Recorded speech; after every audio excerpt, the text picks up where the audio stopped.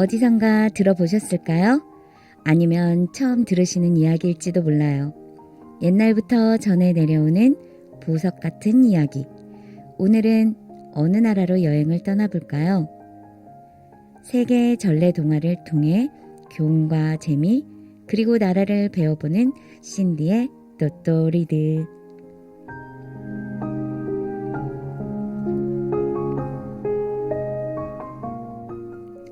전주 학부모들이 만들어가는 라디오, 모두가 소통하는 라디오, 입담으로 하나 되는 우리, 전주 학부모 공동체 미디어 커뮤니티 천천만만입니다.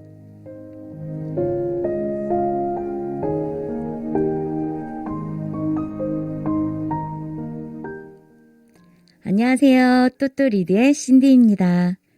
지난 시간에 신디가 독일 이야기를 하며 독일의 서쪽으로 네덜란드, 벨기에, 룩셈부르크, 그리고 프랑스가 있다고 했었는데 혹시 기억하시나요? 이 4개의 나라 중에 신디가 가장 좋아하는 봄꽃, 튤립의 나라이면서 또 풍차의 나라인 네덜란드. 오늘의 이야기의 주인공인 국가는 바로 네덜란드입니다. 이제 여행을 떠나볼까 합니다.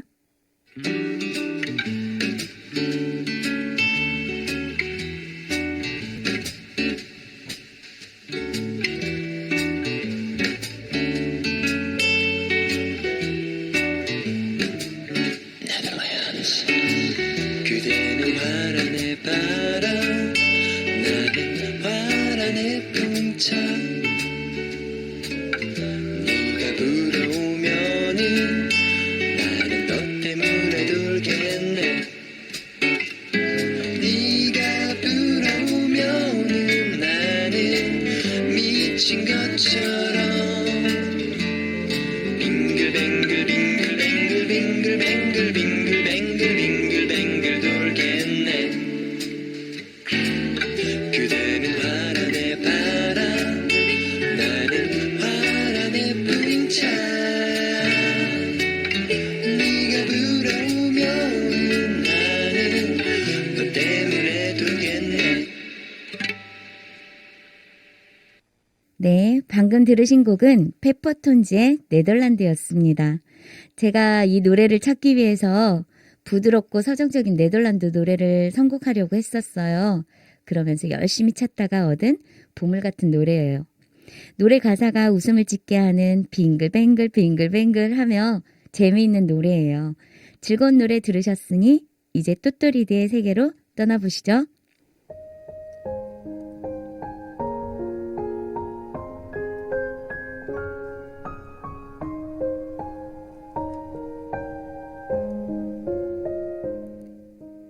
오늘의 보석 같은 이야기는 세상에서 가장 아름다운 것이라는 네덜란드에서 전해 내려오는 동화입니다.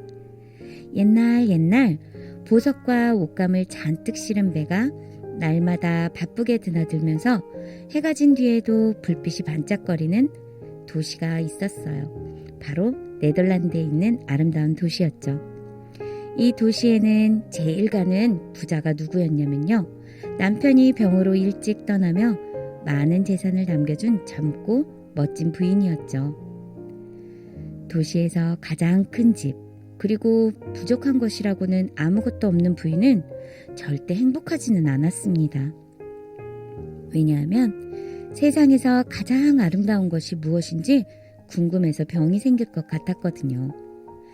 어느 날 부인은 지혜로운 선장을 찾아가 내 배에서 제일 훌륭한 배를 드릴 테니 세상 구석구석까지 다니며 세상에서 가장 아름다운 것을 배에 가득 싣고 돌아오세요. 했죠.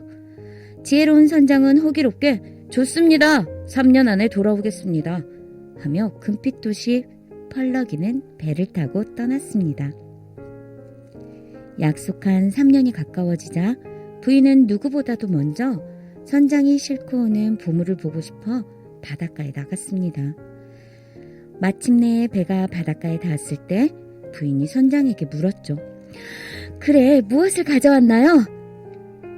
세상에서 가장 아름다운 것을 찾느라 선장은 바닷길을 서너 바퀴나 돌았고 주름살은 늘어 있었고 금빛으로 빛나던 돛은 이미 낡아 있었죠. 세상에서 보물을 모두 보았지만 가장 아름다운 것을 찾지는 못했습니다. 마침내 포기하고 어느 곳에 닿았을 때 드넓게 펼쳐진 밀밭을 보고 우리에게 날마다 빵을 주는 이 곡식이야말로 가장 아름다운 것이라는 것을 깨달았습니다. 라고 말하자 부인은 화가 나서 선장이 가져온 밀부대를 모두 바다에 버리라고 했죠. 그 모습을 본 선장은 세상에는 먹을 것이 없어서 힘들어하는 사람들이 많습니다, 부인. 이 곡식은 신이 주신 가장 귀한 선물입니다. 부인도 언제 어떻게 가난해질지 모릅니다. 이렇게 말하자 부인은 끼고 있던 보석 반지를 바닷속에 던져버리며 바닷속에서 반지를 다시 찾지 못하는 것처럼 자신이 가난해지는 일은 절대 없을 거라는 말을 하며 바닷가를 떠납니다. 선장과 바닷속에 버렸던 밀부대를 잊고 살던 부인은 어느 날 식사로 먹던 생선 뱃속에서 자신이 바다에 버린 반지가 들어있는 것을 보고 깜짝 놀랍니다. 그리고 그날 밤 부인의 보석을 가득 실은 배가 폭풍우를 만나 바닷속에 모두 가라앉아 부인은 세상에서 제일 가난한 사람이 되었죠. 가난해진 부인의 주변 사람들은 하나둘씩 떠나고 부인은 빵 한 조각도 먹을 수 없어 구걸을 하러 다녀야 했어요. 그렇게 세월이 흐른 후 이제는 젊지도 아름답지도 않은 부인은 밀부대를 버렸던 바닷가에 다시 오게 됩니다. 그리고는 흙으로 메워진 바다에 황금빛 물결이 출렁이고 있는 모습을 보게 돼요. 밀 이삭이 자라고 있는 모습이었죠. 정말 아름답구나. 그제서야 부인의 눈에 세상에서 가장 아름다운 것이 보였습니다. 그것은 바로 눈부시게 물결치는 밀 이삭이었습니다.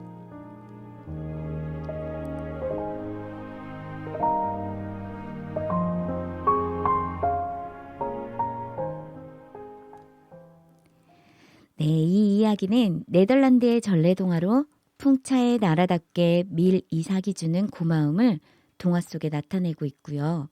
자신의 자만으로 아름다운 것을 보지 못했던 부인이 아름답지도 젊지도 부유하지도 않게 되면서 진정으로 아름다운 것이 무엇인지 찾아내는 동화입니다.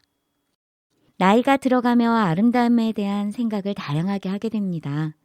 표면적인 아름다움보다 내면의 아름다움이 그 사람의 진짜 아름다움이라고도 말하죠. 하지만 첫 인상이 중요하다는 사람들의 생각은 변하지 않는 것 같습니다. 그러기에 남들에게 보여지는 모습을 중요하게 생각하고 내 외모가 변해가는 것을 즐겁게 생각하지 못하는 것 같아요. 주름이 한 줄 한 줄 들어가면서 내 생각도 한 줄 한 줄 깊어진다고 생각한다면 주름살이 고맙게 느껴지지 않을까요? I've been trying to keep my distance, but in an instant, you break me down. I know better than I want you, but I succumb to you without a doubt. Now the water is rising, I'm too tired to swim, and my lungs just can't take it, but I keep breathing you in. So tell me lies, tell me painted truths, anything at all to keep me close to you. Pull me under the way you do. Tonight I'll drown in an ocean of you. Anything at all to keep me close to you. Tonight I wanna drown in an ocean of you. Tonight I wanna drown in an ocean of you. Tonight I wanna drown in an ocean of you. I'm so used to your excuses. Back in your boots, I stick around. No point trying to make it out now. Rather be sinking than go without. And now the water is rising. drowning and I'm too tired to swim, and my lungs just can't take it, but I keep breathing you in. So tell me lies, tell me painted truths, anything at all to keep me close to you. Pull me under the way you do. Tonight I wanna drown in an ocean of you. Anything at all to keep me close to you. Tonight I wanna drown in an ocean of you. Tonight I wanna drown in an ocean of you. Tonight I wanna drown in an ocean. It's like painted truth, everything all give to you. Pull me under the way you do. Tonight I wanna drown in an ocean of you.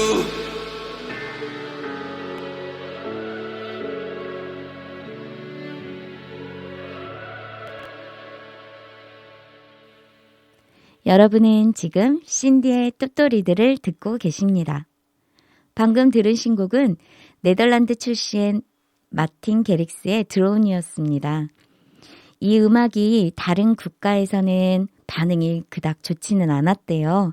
근데 네덜란드에서는 무려 2022년에 36주간 동안 차트에 머무르면서 네덜란드 자국민들의 남다른 사랑을 느낄 수 있는 노래라고 합니다. 나에게 즐겁고 행복함을 전해주는 음악이 나에게 가장 좋은 음악인 것처럼 나에게 가장 아름다운 것은 그 누구도 아닌 스스로가 정하는 것 같습니다.